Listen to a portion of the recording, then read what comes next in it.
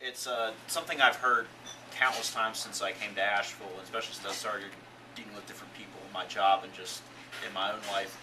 I've heard so many people say, "We are the community." I've heard rural white people say it. I've heard black people say it. I've heard rich people say it. I've heard liberals say it, conservatives say it. And each group sees themselves as, to some extent, the community. Not everyone, but some of the people in them see themselves as the community. And also I've heard all of themselves pat themselves in the back, not all, but most, say, well, this city is so diverse. And in some ways that's true, but in a lot of ways I think it's not. And the thing is, if you're not aware of a problem, if you think you're already diverse, if you think, what effort are people going to make to solve something if they don't think it's a problem? It's the same thing like you hear people say, oh, Asheville's a great place to live. So a lot of the problems of how Asheville's median income's way below the state average, how many people live below the poverty line kind of get ignored. Because all you hear is it's a diversity, it's a great place to live. So all the problems with diversity and with lack of with scarcity, they don't get dealt with. People think it's already solved. They think their group is the group. They think their group is the city. And it's not. All those people live in Asheville. Body language. Your body language will determine if I come and speak to you. If you sit there with your face all scrunched up, then I'm more prone to say, oh, man.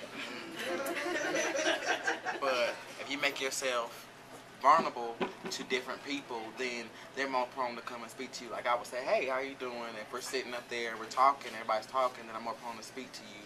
More so if you're sitting there with the ugly face, and then I'm not going to talk to you. Everybody was Cuban, Bahamian, black. I mean, I was the whitest thing there.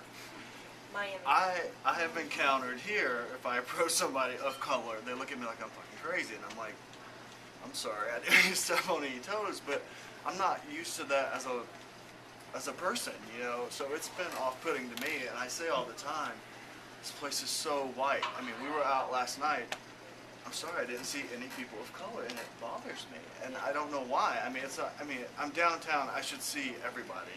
And I don't. I've never seen any people. A lot of black people don't go through town. So when you ride through town, why? It's a home. But I'm saying it's not a lot of black people that go in town. You probably see, but you can see irracial relationships. You can see a black woman with a white man, or vice versa. That's who you see. But that's their mentality. That's what they do. See, a lot of people, we go where we go. Like they say, where it's comfortable. See, we thinking walking through town is just for the people that just walk through town. Why I mean, I don't know if I say walking through downtown because that's not our mindset, and we're not always welcome. We not, because up there you might get hummus. Black people know about chicken, and we don't know about hummus. But if we try it, it may be better for us, nutritionally. But that's socioeconomical also. That's because in the right. project, That's you're not right. buying hummus. You're not buying hummus. The whole leg quarters. That's right. Figuring out how to Right. But that's socioeconomical, and that's how Asheville is presented. I didn't know what hummus was until I went to college. Same here. I had all these things, like, we never ate anywhere. We didn't go to certain parts of town because that's where the rich people hung out. That's my parents that didn't feel comfortable, So I think it's also socio. That's not just social, it's economic too, And my parents are definitely now way better off than they were, and they still won't go. They still won't go. I mean, they can definitely afford to get those places, but they won't go because that mentality is still there to them. Go to Gourmet Festival and feel comfortable. Was there? Well, of course. Is there anybody here who remembers? Is there anybody here who remembers when Gourmet first started, and that was the only time white people felt like they could go down on Eagle Street? I love Gourmet. I supported it from the very beginning.